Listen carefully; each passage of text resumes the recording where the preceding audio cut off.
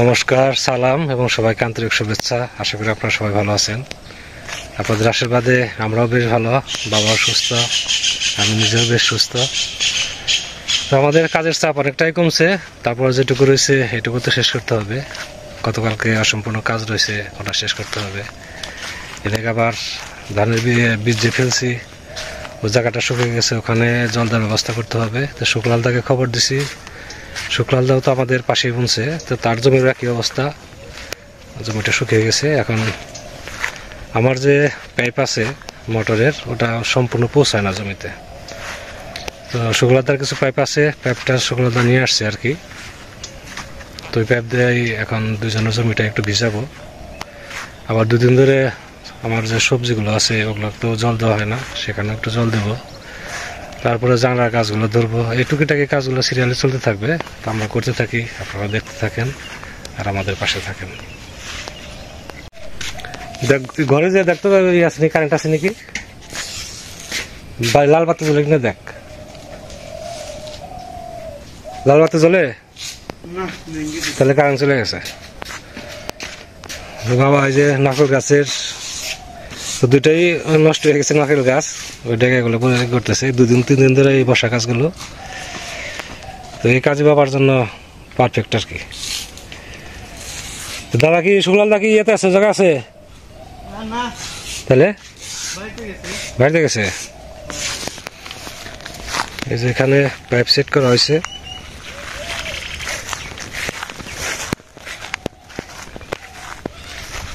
এটাতে যে জমিতে জল নেই, আজকে যে ফাইট হয়ে যেতেছে, ফাইটে গেলে জমিটা খুব সমস্যা হবে। এই জন্য আজকে যেভাবে হোক জল ঢুকে দেবো। ওই পাশে হয়েছে কৃষ্ণদেরটা, ওই যে ওই পাশে ওটাও শুকিয়ে গেছে, এই দুই জমিতে আজকে জল দেবো।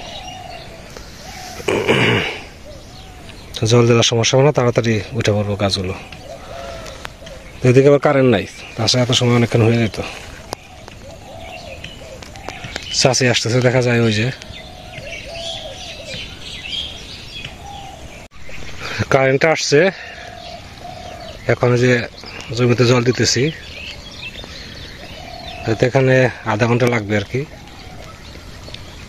তাহলে এই জমিতে জল দেওয়া হয়ে যাবে। আমাদেরটা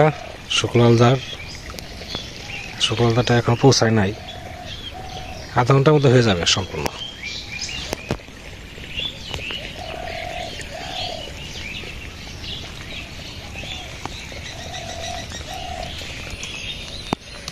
এদিকে আমার জানলার কাজ অনেকটা এগিয়ে গেছে, মাঝখানে আর 4টা খুঁটি পোতার গাতিগুলো হয়ে যাবে। এখানে 4টা হয়ে গেছে, পাশে 4টা হয়ে গেছে, মাঝখানে 4টা রয়েছে।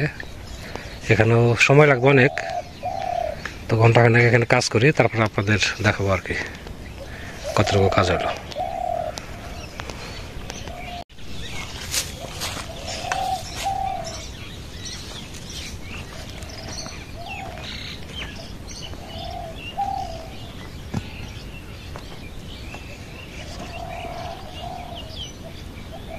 বারোটা খুঁটি গাড়া হয়েছে, মেন যে কাজটা সেটা হয়ে গেছে। এখন শুধু দেবো উপরে বাঁশগুলো ফ্রেম করে দেবো।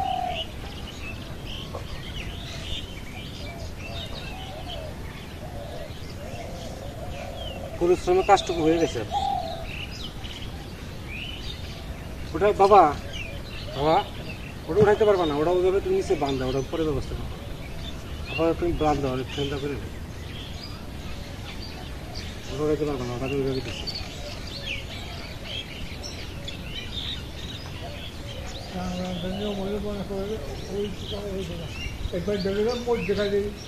হ্যাঁ বুঝছি, ওটা বান্ধা পরে ওটা কিছু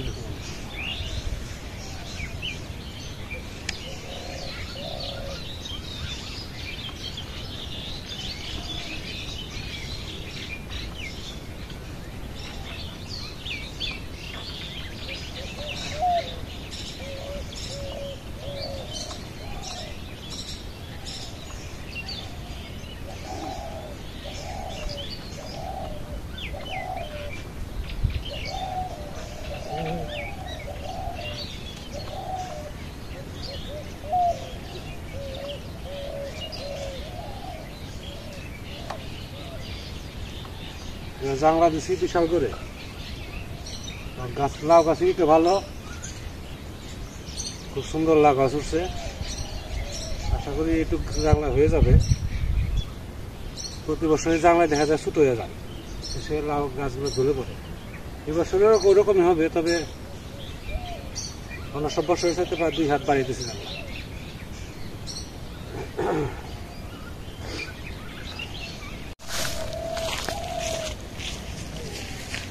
জাংলা বড় হইতেছে, কাজও বড় হইব।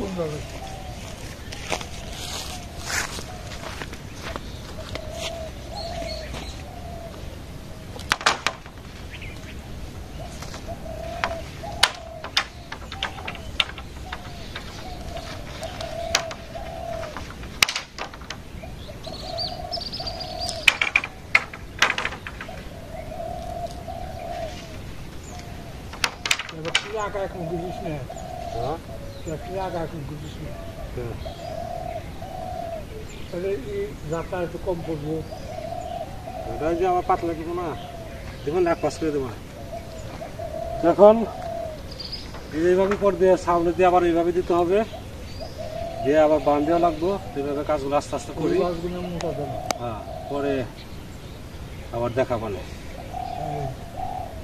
যেগুলো দিস না, হ্যাঁ ওই বাসগুলো এক মুজন লাগবে, মোটা গুনে গুড়া দিয়ে। মোটা আছে তো, এই মোটা গুনে গুড়া দিয়ে ওগুলো গুড়া হইব না তো, মানে এইভাবে মোটা দেওয়া লাগবো। হ্যাঁ, মোটা দিব না এইভাবে মাঝখানে মাঝখানে দে তো নামবো।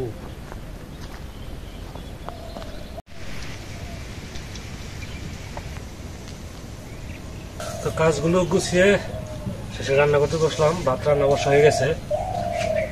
আজকে রান্না করব গুঁড়া মাছ দিয়ে সরিষা তরকারি, সরিষা বাটা হয়েছে। আর রান্না করব আপনার হচ্ছে শাক ভাজি। আমেরিকা থেকে আমার এক আপা ফোন করে বলছে যে সুমন তুমি শাক ভাজো, আমি একভাবে বলবো যে শাক ভাজা খুব ভালো লাগবে। তো লাউ শাক আর হচ্ছে পুঁই শাকের পাতা, এই 2টা পাতা এখানে কুটে ধুয়ে রাখছি। এখানে লাউ শাক আর এই পুঁই শাকের পাতা। রান্নাটা করতে হবে আপনার প্রথমে কিছু পেঁয়াজ আর এই শাকটা প্রথমে সিদ্ধ করতে হবে, অল্প সময় সিদ্ধ করতে হবে। সিদ্ধ করার পরে এটা উঠিয়ে তারপর অল্প কিছু পেঁয়াজ দিয়ে ওই সাথে আবার একটু কাঁচামরিচ দিতে হবে। তারপরে সিদ্ধর পরে অল্প কিছু পেঁয়াজ দিয়ে ভাজি দিয়ে নামাইতে হবে। তো যে পদ্ধতিতে বলছেন আমি হয়তো ওনার মতো স্বাদ রান্না করতে পারবো না, তারপর রান্না করে দেখি, মনে হয় ভালো হবে। রান্না শুরু করে দিলাম। আগে মাছগুলো ভাজি, সরিষার তরকারি রান্নার পরে শাক ভাজবো।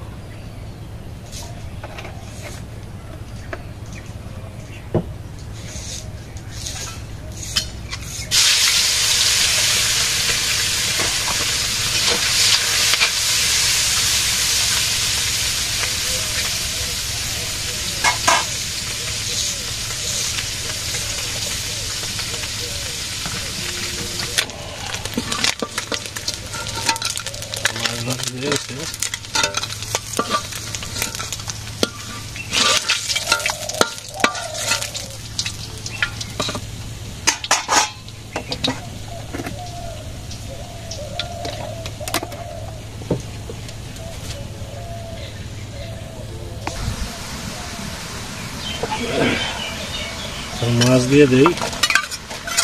মাছটা আজকে পরিমাণে কম হয়েছে, আগে কোটা ছিল, আজকে কোটার মতো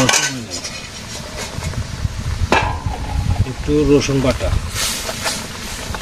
এখন 5-7 মিনিট জাল হবে, তারপর নামিয়ে ফেলবো।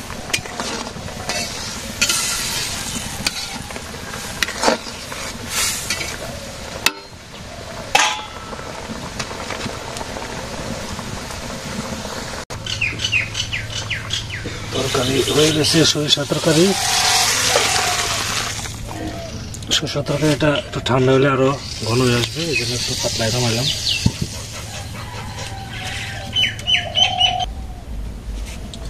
তো শাক সিদ্ধ করা হয়েছে, এখন পেঁয়াজের সম্বার দিয়ে শাকটা দিয়ে দিব।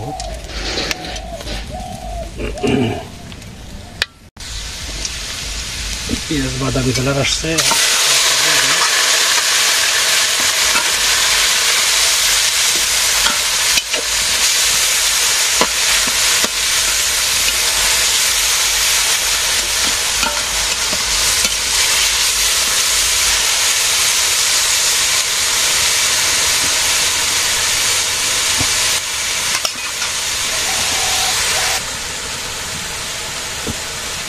শাক ভাজি হয়ে গেছে। দেখে তো মনে হয় ভালো টেস্ট হবে।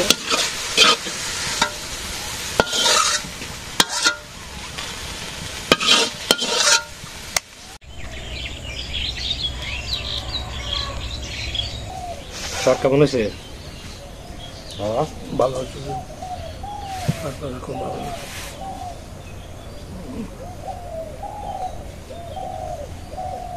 খেয়ে দেখি আজকে শাক ভাজিটা কেমন হয়েছে।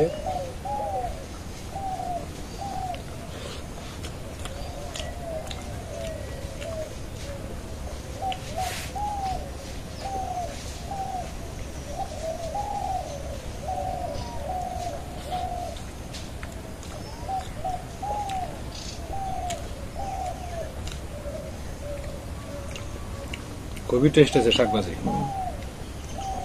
থ্যাংক ইউ আপা, নতুন ভাবে শাক ভাজি শিখলাম। আমরা তো শুধু এমনি তেল দিয়ে ভাজি, আজকে পেঁয়াজ টেস্ট দিয়ে ভাজাতে খুবই টেস্ট হয়েছে। সাথে আছে শুকনো মরিচ, তারপরে কাঁচা পেঁয়াজ দেওয়া হয়েছে।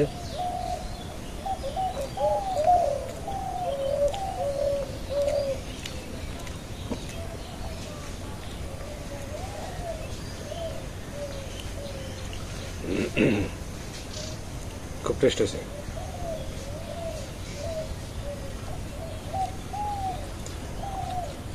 লাউ শাক দিচ্ছে, কিন্তু কি শাক দিচ্ছে? লাউ শাক আর হচ্ছে পুঁই শাক।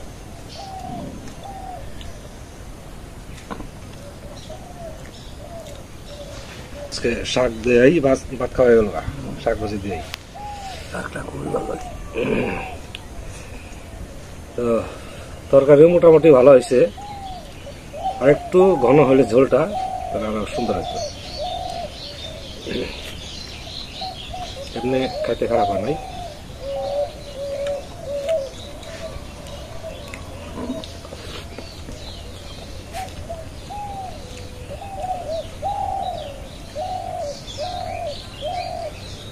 তো শাকটা অপূর্ব হয়েছে, খুব সুন্দর হয়েছে শাকটা।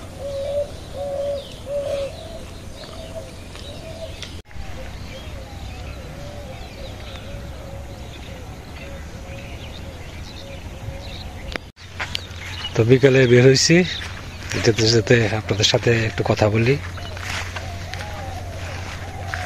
আপনারা প্রত্যেকে আমাকে যথেষ্ট ভালোবাসেন, আর ভালোবাসেন বলেই আমাকে বিভিন্ন রকম যুক্তি দেন। তার মধ্যে একটা প্রশ্ন বারবার ঘুরে আসে এবং অনেকের কাছে অনেকরকম যুক্ত আসে যে আমার ওয়াইফকে বাড়িতে আনলে অনেক ভালো হতো, বা ওয়াইফের সাথে কোনো সমস্যা আছে কিনা। আসলে আমাদের সাথে সম্পর্ক খুবই ভালো এবং আমাদের মধ্যে এমন কোনো সমস্যা নাই যে আমরা আলাদাভাবে থাকবো। তো ঘটনা হয়েছে, আমি তো অনেকদিন আগে বাড়িতে আসছি, প্রায় 3 বছর চলছে আর কি। কি জন্য আসছি এটা আপনারা সবাই জানেন। মা অসুস্থ ছিল, মাকে দেখাশোনা করার জন্য আসছিলাম। সাথে বাবাও তো বয়স হয়ে গেছে, বাবা মাঝখানে খুবই অসুস্থ হয়েছিল। এদিকে মেয়ে পড়াশোনা করতেছে, এটা আপনারা দেখছেন। আমি কয়েকবার সাভার গেছি, কিছুদিন আগেও ঘুরে আসছি। তখন মেয়েকে একটা হোস্টেলে, মানে যেমন আছে টাঙ্গাইল কুমুদিনী কলেজ, এরকম একটা কলেজে ভর্তি করে দেওয়ার খুব ইচ্ছা ছিল। কুমুদিনী কলেজে চান্স হয় নাই, সায়েন্সে যে নম্বর পেয়েছে ওটা হয় নাই আর কি। তো কুমুদিনীর চান্স হলে দেখা গেত যে তিশার মাকে বাড়িতে নিয়ে আসতাম, আমাদের অনেক সমস্যায় সমাধান হতো। তো সেটা যেহেতু হয় নাই, এই জন্য ওকে আবার সাভারে ভর্তি করে দেওয়া হয়েছে। এখন নিরাপত্তার একটা বিষয় আছে, যার জন্য ওই সাভার যে বাসায় আগে থাকতাম ওই বাসায় ওরা আছে, ওখান থেকে ক্লাস করে। তখন সাভারে যে মহিলা হোস্টেলগুলো আছে সেগুলো তো সাভার দীর্ঘদিন আমি ছিলাম, মোটামুটি জানাশোনা আছে, সেগুলো আমাদের কাছে নিরাপদ মনে হয়নি। আর আমাদের মেয়ে একটা, আমরা চাই না ওর ভবিষ্যতে মানে আমাদের ভুলের জন্য ওর কোনো সমস্যা হোক। কাজেই আমাদের একটাই স্বপ্ন, সেটা হচ্ছে মেয়েটা যেন একটা মানুষ হয়, ওই লেখাপড়া জানি ঠিক মতো চালিয়ে যেতে পারে। সাময়িকভাবে হয়তো আমাদের কষ্ট হচ্ছে, হয়তো আর বছর দেড়েক, 1 বছর 1.5 বছর ইন্টারমিডিয়েট মোটামুটি ভালো রেজাল্ট করলে তখন ওখানে ওকে একটা ভালো কিছুতে যদি চান্স নিয়ে দিতে পারি, বা ও যদি চান্স পায়, ভাগ্য যদি ভালো থাকে, তাহলে তখন আমরা এক জায়গায় থাকতে পারবো, হয়তো তৃষার মাকে বাড়িতে নিয়ে আসবো। আর বাবাকে এই মুহূর্তে বাসায় নিতে পারতেছি না, কারণ হচ্ছে বাবার হাঁটা চলাফেরা করতে হয়, বসে থাকলে পা ফুলে যায়। এর আগে ওই যে বাসায় ছিল, পা ফুলে গেছিলো, শরীরের ওজন বেড়ে যায়, আর শরীরের ওজন বেড়ে গেলে তার হাঁটা চলাফেরা খুব সমস্যা হয়। এখন স্বাস্থ্য বাড়তে মানে তার জন্য ক্ষতি। আর বাড়ির খোলামেলা বাতাসে মোটামুটি ভালোই আছে বাবা, আমার যেটা মনে হয় আর কি। এই ধরনের অনেকগুলো বিষয় আছে যার জন্য মানে তৃষার মাকে ওই সাভারে রাখছি, আমি এখানে আছি। তো আমাদের সমস্যা হয় অনেক, কারণ আমার একাই 2 জায়গার সংসার চালাতে হয়। ওখানে বাসা ভাড়া দিতে হয়, তারপরে খাওয়া খরচ, তৃষার লেখাপড়ার খরচ যত পারি তো দেই। তো বাড়িতেও টুকিটাকি খরচ আছে, অনেক সময় হিসেব খাইতে হয়। তারপরেও এটা হচ্ছে জীবনযুদ্ধ আমার কাছে মনে হয় আর কি। এর মধ্যে একটা ইন্টারেস্ট খুঁজে পাওয়া যায়। অনেক সময় হতাশ হয়, অনেক সময় আবার দেখা যায় সমস্যার সমাধান হয়, তখন খুব ভালো লাগে। তো যাচ্ছি প্রাইভেটে। আর জীবনে যুদ্ধ তো থাকবেই, কেউই সুলনা সুখী না, কেউ যে সমস্যা ছাড়া তা না।